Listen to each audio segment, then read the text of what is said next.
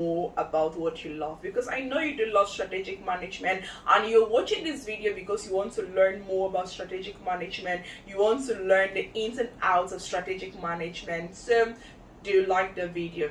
So levels of strategies, they are actually 3 levels of strategies. Now the first level is known as a corporate level strategy, the second level is known as a business unit level strategy, while the last level is known as the operational level. It's known as the operational level strategy. So we're going to be discussing this in depth in other videos that I'm going to be doing and uploading.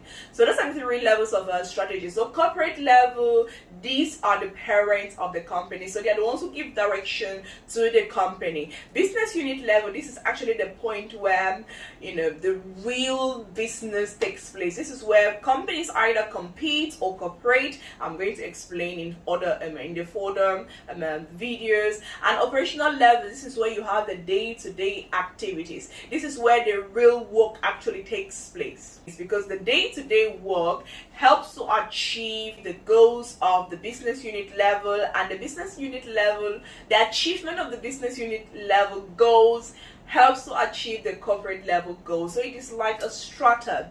It is like from top, bottom, and bottom, top, full cooperation along these 3 levels of strategy. So let's look at some of the terms or vocabulary used in strategic management. So the very first one is vision. The vision of a company talks about the future, like a destination that a company will want to be or would like to be within the next 3, 5, or 10 or 20 years of a time. Like, what do they have in their mind to be in the future? That is their vision, that future destination. Sometimes I like to call this a strategic intent. Like, what is your intention within, what is your intention? What do you intend to attain within the far away in the future, many years in the future? That is your vision. And most often than not, well, most often, and definitely all the time, a vision is hugely vague and with no proper sense of direction. A vision doesn't really tell you how you're going to achieve it.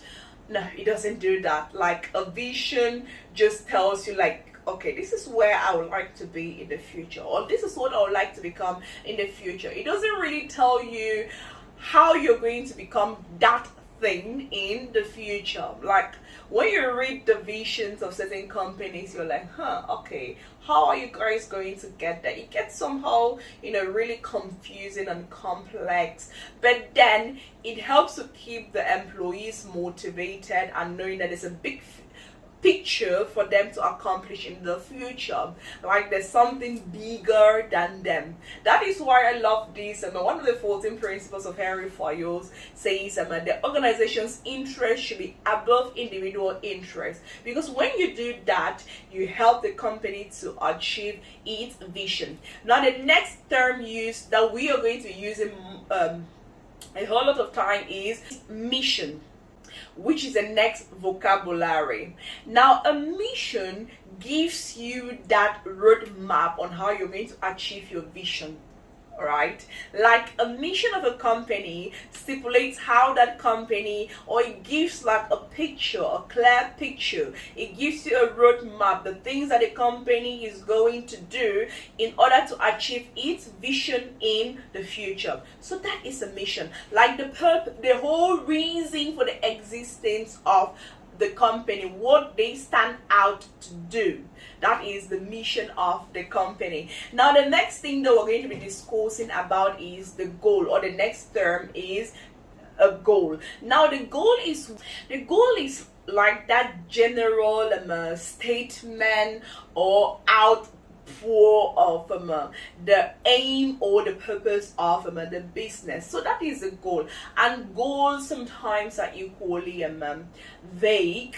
It does not really give you that quantifiable idea of what is going to be done. That is why from goals you have objectives. Now objectives are those quantifiable aspects of a goal. So objectives are quantifiable while goals are not quantifiable. It's like saying that, okay, I want to lose some weight, right? That's my goal, is to lose some weight, but then I haven't told you how much weight I want to lose. Now I can now say my objective for the month is to lose 3 kilos or 5 kilos. Now can you get it? I have set my objective for the month. Okay, I have given you a time period, and I'm giving you specifically the quantity of weight I would like to lose. Like, the goal was to lose weight, so vague. The objective, a month, lose 5 kilos, more precise. The next step is actually strategic capabilities. Now, strategic capabilities is simply in terms of the resources of the company, the activities carried out by the company, and the various processes put in place within the company. Now, some of these activities or processes or resources might be so valuable, might be so rare, might be so inimitable, might be so organized, or so to speak, might be so unique to such an extent that it gives the company its competitive advantage or unique selling point or competitive edge. Now, the next term is that of industry. Now, we know that an industry is simply is made up of a group of companies producing the same or similar products or rendering the same or similar services, right? But then in this discussion, we are going to be using industry and market in an interchangeable manner. When I talk of industry, I can equally refer to it as a market, all right? And when I talk of market, in certain cases, I'll be referring to a group of customers. So the sentence will help to clarify what I'm actually talking about. So those are some of the terms that we are going to be using. There are a whole lot more terms that we're going to be using, but then let's stick to these basic ones for the moment. Because if I want to keep talking about the terms that we're going to be using, then we're going to spend a whole lot of time just discussing about it. Let's move to the next thing that we have to discuss here. Strategic management in different perspectives. Now, it is a certainty that strategic management is used across so many different walks of life. What are these walks of life? Now, strategic management can be used in a small company. So if a company is small, probably a sole proprietorship or a small partnership business where you have like a very few people working in that business, it is very possible to use strategic management. So if you have a small company, don't tell yourself that probably I don't need to learn about strategic management. No, that isn't the case. As a small company, strategic management is very important to you because yes, you have a business environment, internal and external. Yes, you probably have workers, or you are the only worker, but then you're still a worker in that company. Yes, you have resources and you need to manage these resources. Yes, you have time and you need to be able to manage your time. Yes, you need to put in place your vision, your mission, the statement, look at the goals and the objectives of your company. So if all of this is true for you, then strategic management you have to learn. So strategic management can comfortably be used in small businesses. All right, so the next context in which strategic management can be used is in large companies. Like, obviously, it is very obvious that managers of large companies are definitely going to need to learn a whole lot about strategic management, because large companies that are probably the market leader or the market challenger will need to learn how to remain the market leader, or how to keep challenging the market leader and become the market leader. Or if you are the market and a follower, you might be thinking of becoming the market challenger someday or becoming the market leader. So you always want to grow, isn't it? Especially in a fast growing industry, it is very, very important for managers in large companies to learn about strategic management. That way they can know how to compete better and which strategy to use at every point in time. You need to understand the position of your company in the market. You need to understand the life cycle of your industry so as to know which strategy to put in place. So that is to say that strategic management is equally needed in large companies.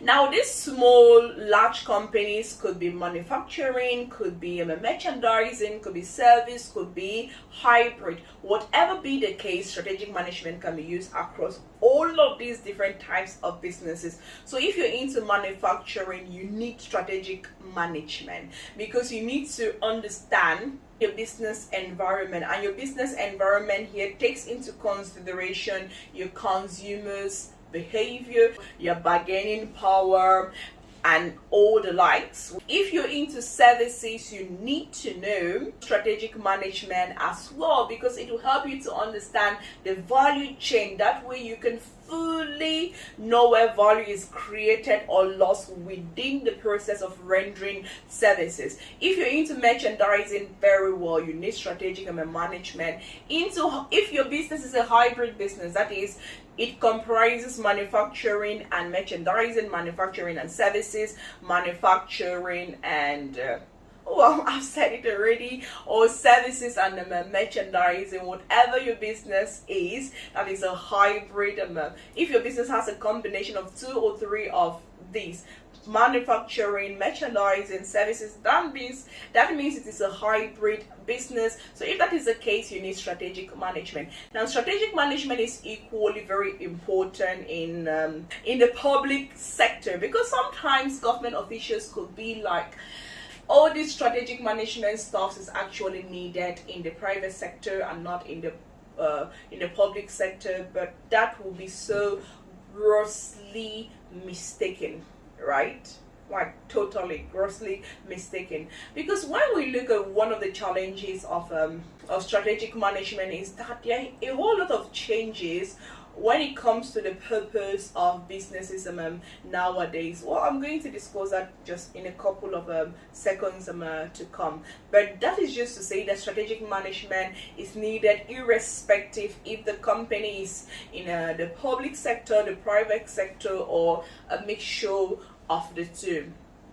And last but not the least, strategic management is actually equally needed in not-for-profit making organizations because you need to learn how to maximize the use of your scarce resources. Because if you're a not-for-profit making organization, much or all of what you get in terms of running capital is from donations, and you need to be able to maximize the usage of these money donated to you in order to achieve your goals.